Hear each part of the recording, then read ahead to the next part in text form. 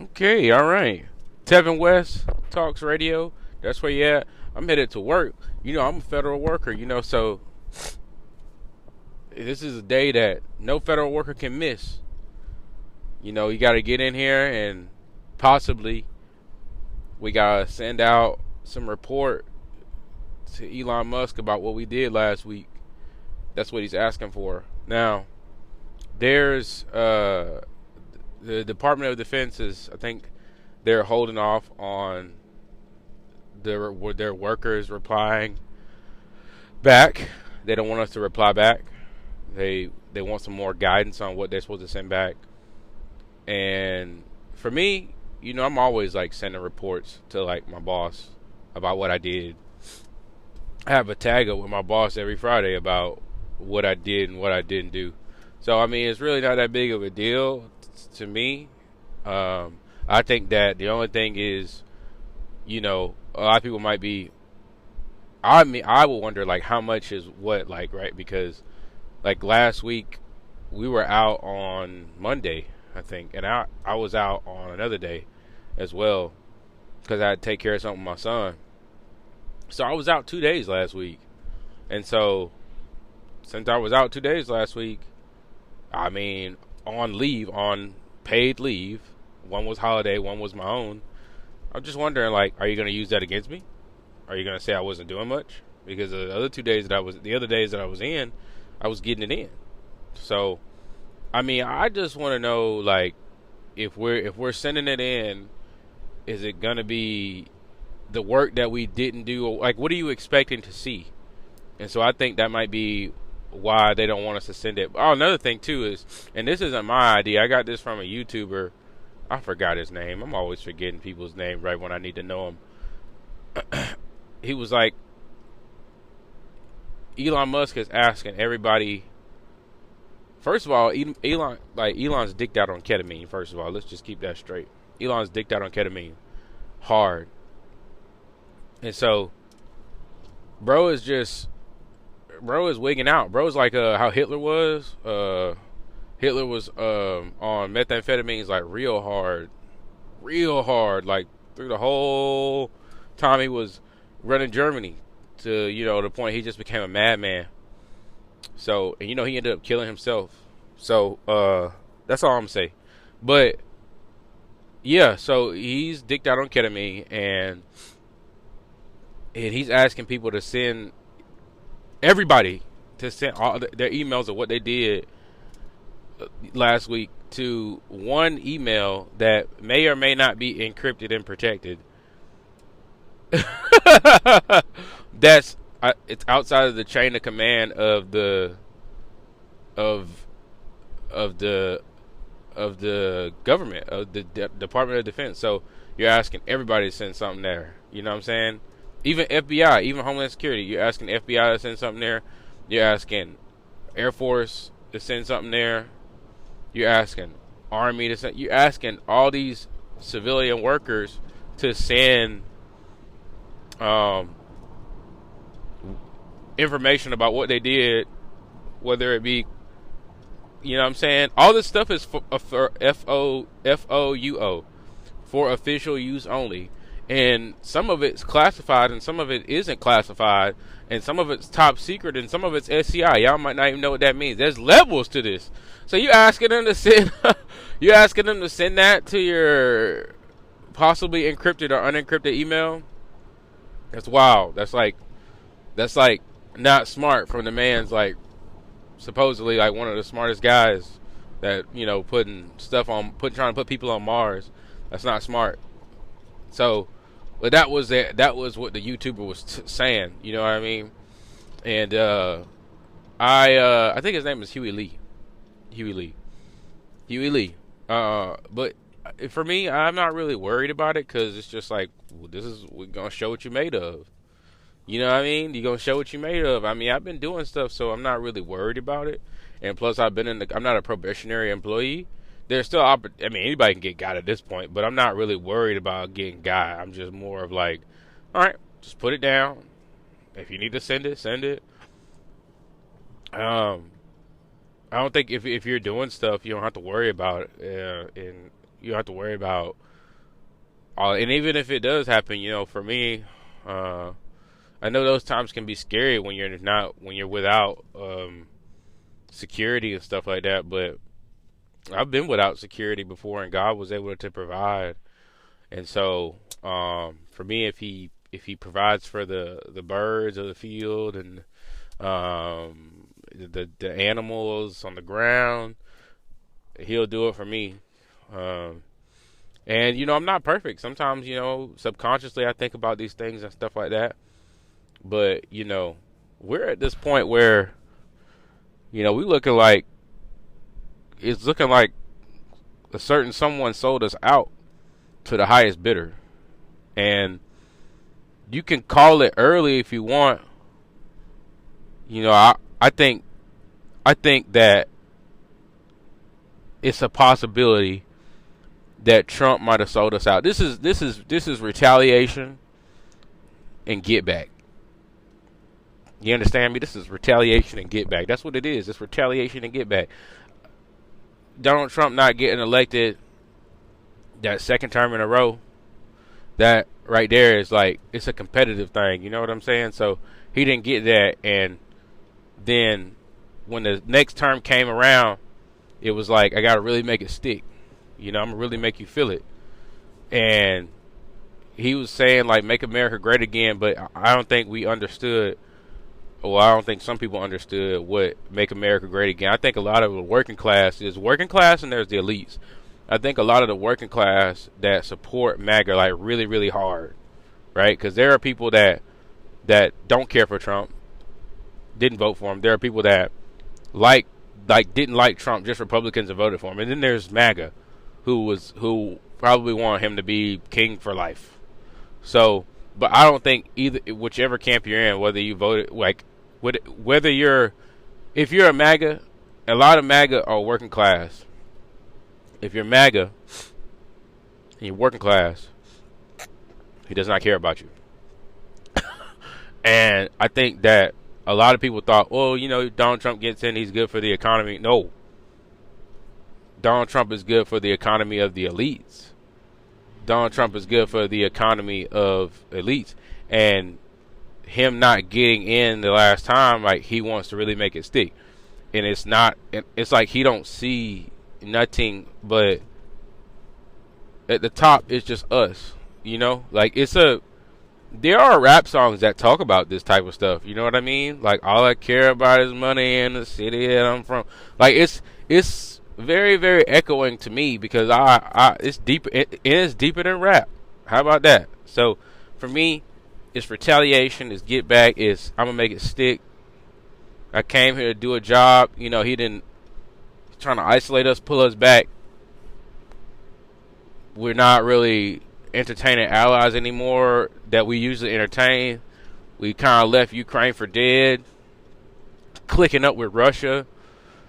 And because that right there is, once you see a power, a global power, and once Huey Lee said this too, once you see a global power start to shake and move in terms of territorial expansion.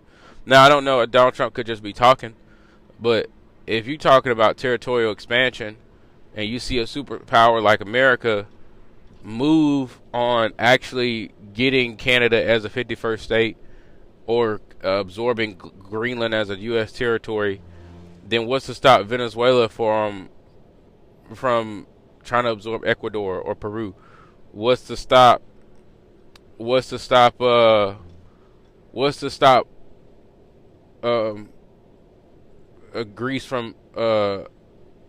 and Turkey from getting it on?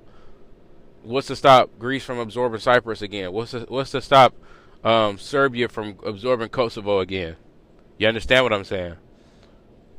And if America starts to make, Russia's already done it.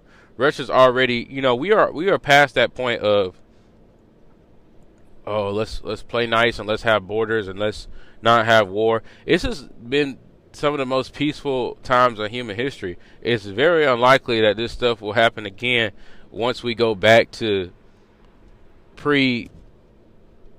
World War I. You know, it's not. This is not how it usually is. It's usually people that are power hungry and doing large swaths of uh, land grabs. That's how I usually go. You know what I mean? I take what you got. You know what I mean? Like you get down and you lay down, you kiss the ring. And let me tell you something. When it comes to the elites in this country, the, the people that work, the people that are supposed to be our constituents, Republican or Democrat in the Congress, Republican, Democrat constituents that represent the states, they're not gonna do nothing. They're not going to fight what Donald Trump is doing because they're not a part of the working class. They might be a public sector. They might be an employee that works on behalf of the U.S. taxpayer. But let me tell you something. Their salaries does not indicate how rich they are. They make maybe $150,000 on their salaries, brother. They are doing insider trading. They're getting all the tips and tricks to get rich. It's a cheat code when you get up there in politics. It's no longer serving the public. It's serving self. So they gonna get over there. They had town hall meetings all across the country where representatives of states were getting peppered with questions from their local taxpayers about what they're gonna do to uphold law and keep Trump and Elon from doing these things. Elon is pretty much a shadow president now. And them boys was just eating the questions, really. It was just kind of like, hey, go out there and take one for me. Go ahead and take them bullets for me. Go ahead and take them bullets for me. Go ahead and eat them questions up. And you know what? They go back home. They're going to get in their Land Rover with the extra wheel on the back, and they're going to handle it. And that's no hate, you know what I'm saying? Cool, you got what you got. Shout out. America's about that, But a few of them, don't know what it's like to identify with working class. And then a lot of them work their way to getting out of working class, and they don't want to go back down. They don't want to identify. They like being at them parties. They like being in that space. They don't want to rub the wrong way. They're not finna fight for the working class. So I'm telling you finna see a oligarchy. You finna see like a large gap between the rich and the poor, like ever growing. And it's finna be like when Donald Trump said "Make America Great Again." He didn't mean like the 1950s where everything was parsed out after the war and everybody got everybody who how it went back then, Jim Crow laws and stuff. But basically, like, oh, we're gonna be able to afford homes on $50,000 salaries. No, he meant the Gilded Age, when the tycoons was running it. When the robber barons was, Andrew Carnegie, steel magnate, Vanderbilt. You know what I'm saying? What's that boy name? Henry Ford, Rockefeller. All those guys, they held a pool of money, and they were so rich, but everybody else around them was getting crumbs. That's how it was. That's the America he wants. Where there's no middle class. It's just at the top. It's just us super rich people, and then which they consider themselves geniuses as well. Because in this country, we're so crazy about money that we equate money with intelligence. And then the poor people. That's it. Rich and poor. That's it. They don't want no middle nothing. No middle nothing. And so, it's not even really about the money necessarily. It's power. Elon Musk showed up in the White House with a trench coat on and a t-shirt and some jeans, when everybody else dress code was a tie and a suit, and even the president had to wear a tie and a suit. But he had a cap, he had a ball cap on, he had a trench coat, he had a t-shirt, and he had some jeans, and he had his son on his shoulders, one of his like 13 sons or whatever. That's a power play. He letting you know I got a different type of motion. I got a different type of swag. I got something you don't got. I got something that I ain't a part of y'all. I am the exception. I can walk in here just how I am, because I got it. I got it. So That's really where we're at right now, and that's honestly, I could see it coming. I could have seen it coming. Hold up. How you doing? Good morning. I'm good, and you? Good, good, good. Welcome to Team Roberts. Thank Have a you. good day. You too. Honestly, when I say I could see it coming, I kind of could, but I just didn't know what it was gonna look like. I didn't think that it would. I didn't think that it would go down like this. I mean, I think you're seeing the. This is why we don't end up in the end times, man. This is why we. I think we become something like the villain on the world stage, and then we cause everybody else to kind of move how they move. Because I mean, if we end up moving on grabbing territory, and because for a long time America has been, we're not imperialistic, at least in name. We're not over here taking over, at least in name. Like, we'll deny it and then we'll try to fight on what's the good side is. Well, the lines have been blurred between what's good and what's bad, and it's just like everybody is trying to get what they're trying to get now, and it's just like everybody is like filled with a lust for money and power. That's, what I'm saying, and they want to be that, and it's like, oh, y'all gonna finally stop acting like y'all not. Are y'all really gonna do that? Okay, bet. We're finna do that too.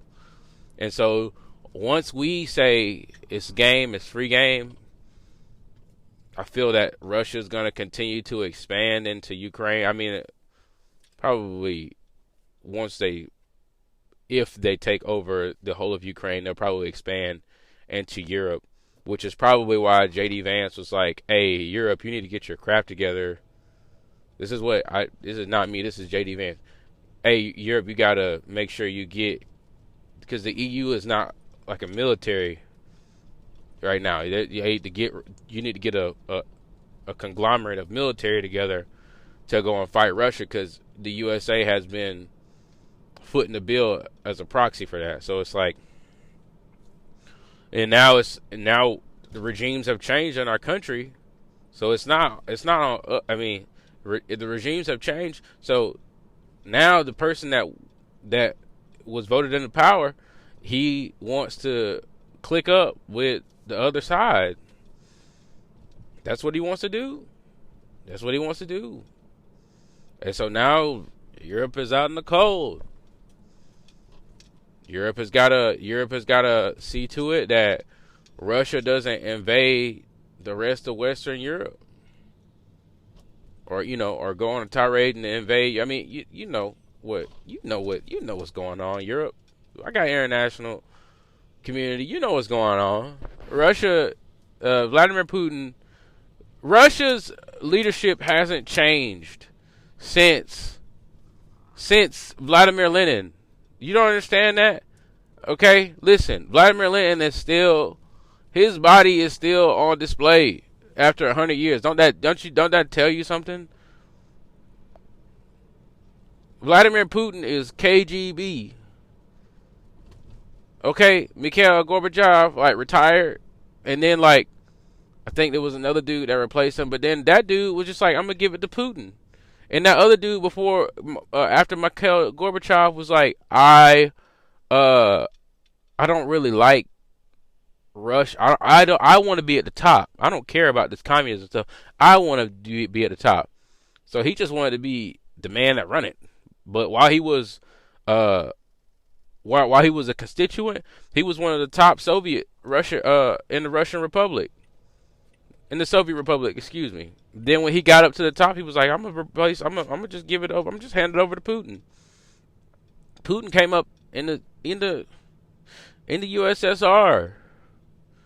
He remembers Ukraine as being a part of them. He remembers Belarus and Moldova and Romania and all the whole Eastern Bloc being a part of Russia. What makes you think he don't want that again? So yeah, it could possibly pop off.